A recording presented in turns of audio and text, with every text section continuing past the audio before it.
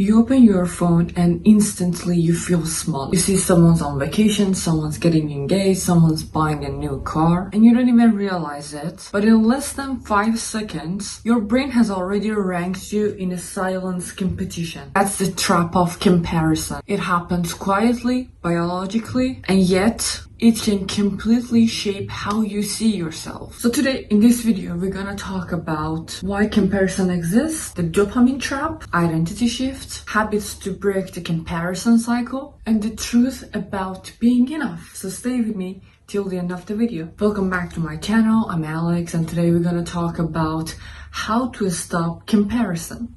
And why does it even happen? So let's go. Why comparison exists? So let's start here. Comparison isn't a flaw. It's actually part of human survival. Thousands of years ago, your ancestors compared themselves constantly. Who's faster? Who's stronger? Who's more respected in the tribe? And that instinct is actually what kept you safe that time. It told you where you stood in the tribe, who to learn from, and how to adapt. But the problem is that our brain didn't evolve for 8 billion people, it only evolved for 80 people. So now when you compare, your brain doesn't know that this is an illusion. It will react as if you're losing your status in the tribe. And that's why it hurts so much. Because your brain literally registers social comparison as a threat to belonging. You aren't weak, you're just human. But the key to update the software is to teach your brain that this environment isn't the same as the one you evolved for.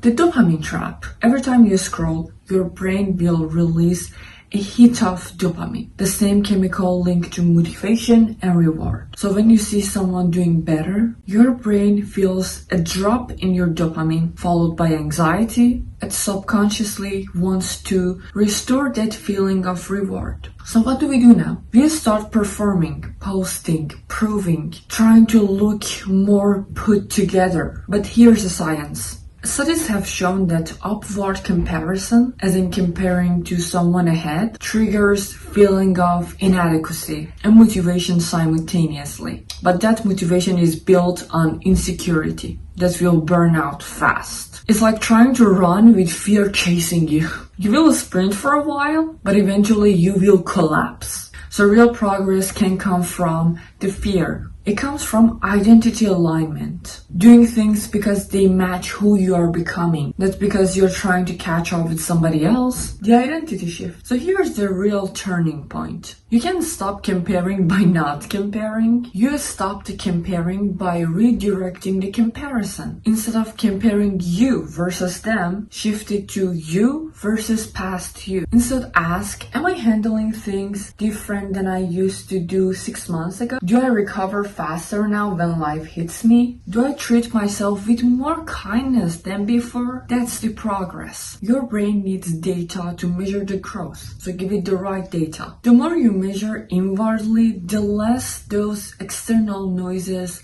matters. And another layer to this self-concept, neuroscience has showed that the more your self-identity is defined, like I'm the kind of person who, the less likely you will feel inferior through comparison, because your brain will filter information that doesn't match its self-image. It's basically like you don't feel like that you're relating to them. So instead of asking, why am I not like them? Start asking, who do I choose to be? That single question will rewire your focus. Habits to break the comparison cycle. Here's where we make it practical. First, curate your inputs. Every time you scroll, you're training your brain what normal looks like. So stop curating your digital world intentionally. Mute or unfollow anyone whose content makes you feel smaller. Follow people who inspire growth and not guilt. Replace scrolling time with learning time, like podcasts, audiobooks, or your own reflection. Remember, your feed should serve you and not shrink you. Second,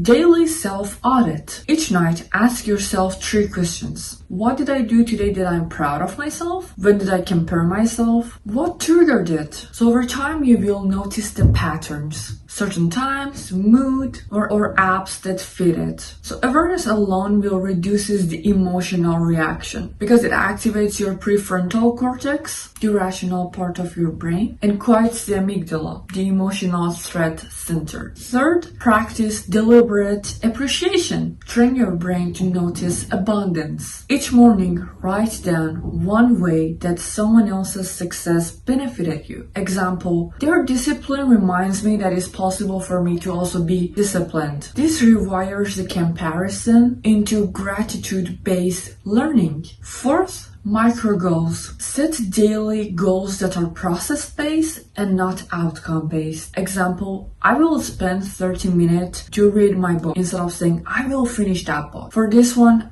thing that I do, for example, I am in the middle of this book at the moment and I have told myself that by the end of this month I want to finish this book. So instead of saying that I just want to finish it, put it so vague, I would say that, okay, there are about 100 pages in this book that I have to read, and we have, for example, 7 days till we finish this month, and I will divide it, and I'm like, okay, each day I have to read this amount. In that case, I can ensure myself to finish this book by the end of the month.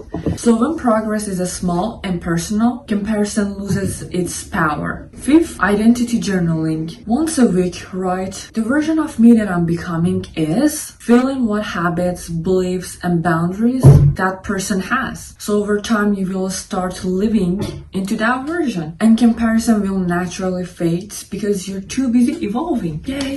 The truth about enough. The real reason we compare isn't that we envy others. It's because that we're afraid we aren't enough without any proof. But being enough was never something to prove. It's just something to remember. You were never meant to live someone else's timeline. And the irony is that the more you focus on others, the further you drift from your own potential. You don't need to mute the whole world. You just need to turn up your own volume. If this hits you, share it with someone who needs to hear it, like the video, and also subscribe for more. And here's my Instagram down here because I will be more active there and sharing daily contents that can actually grow you. So next time you catch yourself comparing, pause. Instead of asking why not me, ask what this moment is showing me that I value. Because comparison, when understood, it becomes feedback, and feedback, when used wisely, it becomes growth. Remember, the goal isn't to never compare, it is to become so rooted in yourself that comparison loses its meaning, and you deserve peace in your life.